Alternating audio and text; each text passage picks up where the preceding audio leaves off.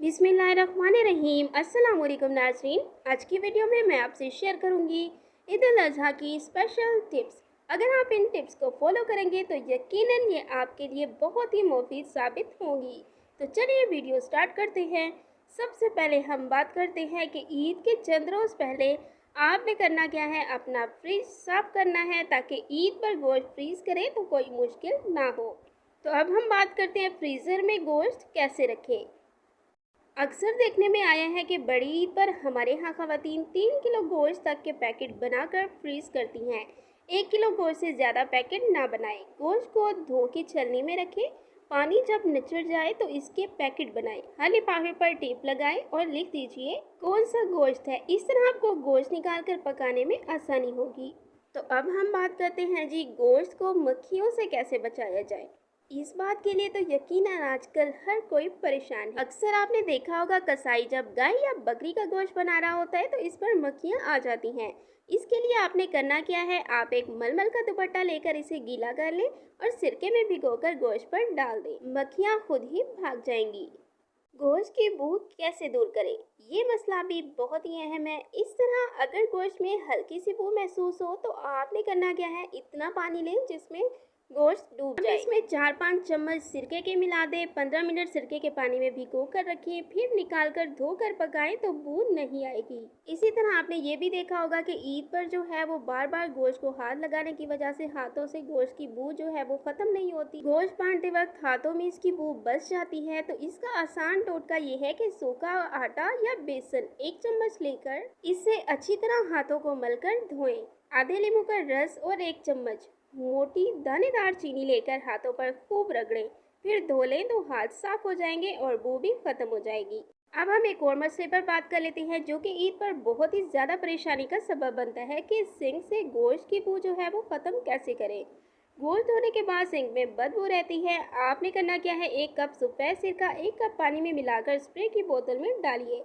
Sink धोने के बाद आप सिरका स्प्रे कर दें। इसके अलावा दीवारों पर भी स्प्रे करें ताकि अच्छी तरह से सफाई हो जाए। इसी तरह कुर्बानी का गोश्त बर्तनों में रखा जाता है, आप इनको भी पानी में सिरका मिलाकर साफ कर सकती हैं। अक्सर आपने देखा होगा कि बकरा ईद पर क्या होता है कि किचन में हर जगह बल्कि पूरे घर में जो है वो गोश्त की स्मेल महसूस होती है और यकीनन सबको नागवार गुजरती है। तो आप सिर्फ पुदीने से अपना किचन खुशबूदार बना सकते हैं। किचन में पुदीना बू दूर करता है। एक पुदीने की गुट्टी लें, इसे किसी शीशे के ग्लास में जड़ों के साथ ही गुलदस्ते की तरह लगा दें और पानी भर दें। तो ऐसा करने से आपको 2 फायदे मिलेंगे। एक ये कि पुदीने की खुशबू से आपका किचन जो है वो महक उठेगा और दूसरा जो है पुदीने की खुशबू से वहाँ पर मक्खियाँ भी नहीं आएगी। कलेजी की भूख कैसे ख़त्म की जाए। हमारे यहाँ बकरा ज़िबा होते ही पहले कलेजी निकाल कर दी जाती है। ताज़ा ज़िबा हुआ गोश्त भी पकाने के लिए रख दिया जाता है तो इसमें बू या हिमक रह जाती है। आप कलेजी बनवाकर किसी ट्रे या बर्तन में रखिए और इसे धोइए नहीं, बल्कि आपने करना क्या है, एक बड़ा लहसुन साबुत लेकर मोटा मोटा कुचल लें। इसके छिलके आपने नहीं उतारने। अब इसे अच्छी तरह से कलेजी में हाथ से मलकर लगाएं और जी आधे घंटे के लिए रख दीजिए। फिर अच्छी तरह पानी से धोकर छलनी में रखिए ताकि सारा पानी निकल जाए। अब आप इसे पकाइए। आखिर में नमक डालिए और सबसे पहले 4 दाने मेथी दाना के घी में डालकर फिर मसाला भूनिए। आपको कलेजी की बू नहीं आएगी और बहुत ही ज़बरदस्त कलेजी बनेगी। अदरक लहसुन का पेस्ट। अदरक लहसुन पीस कर 1 चुटकी नमक मिलाकर फ्रिज में रख दें। हो सके तो बर्फ़ जमाने की ट्रे में डालकर जमा लें। ये क्यूब्स की शक्ल में होंगे। इनको प्लास्टिक की थैली में डालकर फ्रीज़र में रख दें। इस तरह आप ईद पर मिनटों में अपने खाने बना सकेंगी और आपका टाइम भी ज़ाया नहीं होगा। इसी तरह ईद पर टाइम बचाने के लिए आपने हरी मिर्च और धनिया भी पहले से ही पेस्ट बना के रख लेना है। हरी मिर्च और हरा धनिया थोड़ा सा नमक मिलाकर पीस लें। इसे भी बोतल में भरकर फ्रीज़र में रख दें और गोश्त पकाते वक्त चाय का 1 चम्मच डाल दें। इससे खाने का जायका और खुशबू बहुत ही अच्छी हो जाते हैं। खून के धब्बे कैसे दूर करें। कपड़ों या दस्तरखान पर कुर्बानी का खून लग जाए तो बुरा लगता है, लेकिन आपने परेशान नहीं होना।